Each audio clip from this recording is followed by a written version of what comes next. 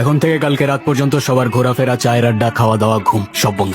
কারণ আগামী 24 ঘন্টার মধ্যে আমরা এইটারে গায়েব করতে চাইতেছি। কতদিন ধরে এসব প্ল্যানিং করতেছিলি ভাই? প্ল্যানিং কতদিনের সেটা ইম্পর্টেন্ট না, ইম্পর্টেন্ট এইটা যে আমাদের হাতে সময় আছে আর মাত্র 23 ঘন্টা 58 মিনিট।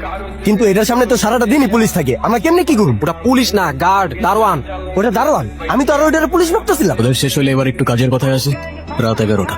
কাইজার, তুই থাকবি বড় রাস্তার পিলারের নিচে, কিছু হলেই তুই আমাদের ইনফর্ম করবি। আকবর, তুই থাকবি বুথের 300 মিটার দূরে ওই গাছটার নিচে। বুথের সিসিটিভি 200 মিটার দূরে 45 ডিগ্রি অ্যাঙ্গেলে লাগানো। আমাদের ব্লাইন্ড স্পটে থাকতে হবে যাতে ঝামেলা হওয়ার এতটুকু কোনো চান্স না থাকে। আর আমি বুথের ব্যাক সাইড থেকে দেয়াল কাটা শুরু করব। সবচেয়ে বড় বিষয় হচ্ছে আমরা এই একটা না, বাজারের 2টা আর ঘাটপাড়ের একটা, মোট 4টা বুথ এক রাতেই ভাঙবো।